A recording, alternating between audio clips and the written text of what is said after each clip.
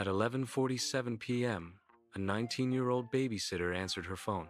By midnight, she was gone. And by sunrise, a quiet Missouri suburb would become the center of one of the most haunting missing person cases in recent history.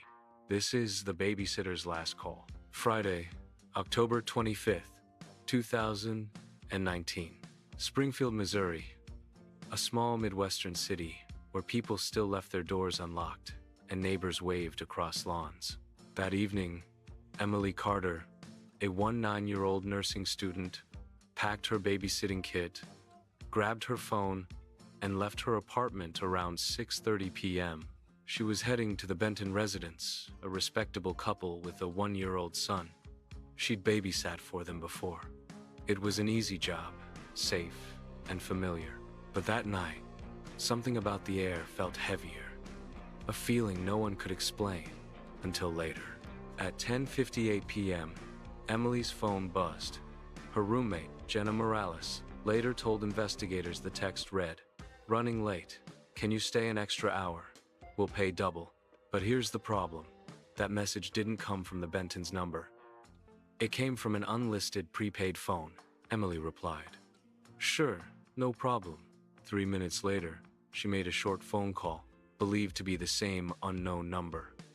At 11:47 p.m., the call ended, and so did her signal. When the Bentons returned home just after midnight, the front door was ajar. The lights were on. Their baby was crying upstairs. Emily's shoes were by the door, her jacket folded neatly on the couch, but Emily herself was nowhere to be found. Police were called within minutes. There were no signs of forced entry, no struggle, just one chilling clue. On the kitchen counter lay her phone, completely wiped. Next to it, a small burner phone, one outgoing call. Timestamp, 11:47 p.m. Detective Michael Morgan, a 15-year veteran of the Springfield Police Department, took the case.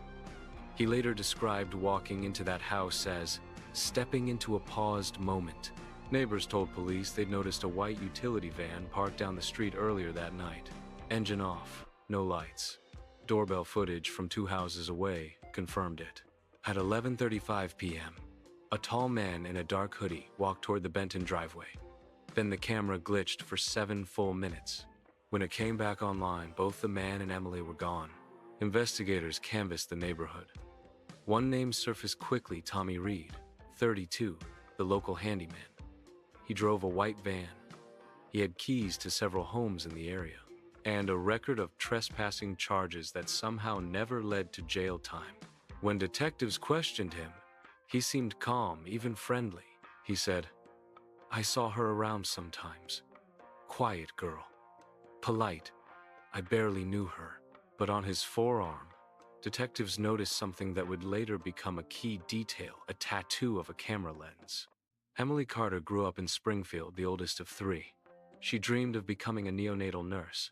Everyone described her as dependable, optimistic, and gentle with kids. Her mother, Sarah Carter, told reporters, "She trusted people too easily. She thought the world was kind." A week before her disappearance, Emily had mentioned a new family.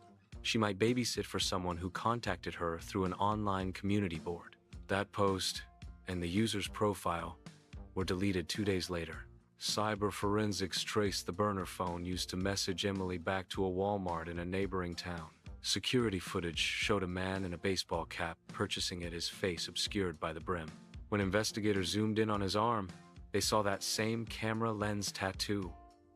The man was Tommy Reed. Detectives now had enough for a search warrant.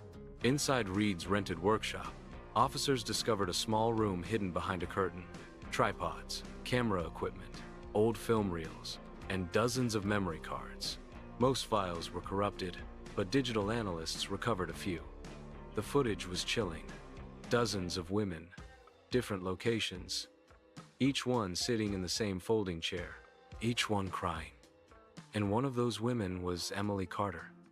The timestamp on the final frame, 11:46 p.m., 1 minute before her phone disconnected. 3 months later, a construction crew working near an abandoned bridge outside Springfield made a discovery that ended the search. a burned-out car submerged in shallow water. Inside, skeletal remains, later identified as Emily Carter. Beside her, forensic teams found an old Polaroid camera, the same make and model recovered from Tommy Reed's workshop. Within 24 hours, Reed vanished. He was located 3 days later at a rest stop near Tulsa, Oklahoma, living out of his van, filled with camera equipment and women's belongings. When detectives confronted him with the evidence, Reed simply said, "She shouldn't have answered." That single sentence would define the case. Reed wasn't just a handyman. Years before, he tried to make a living as an amateur photographer, even joining several local art groups.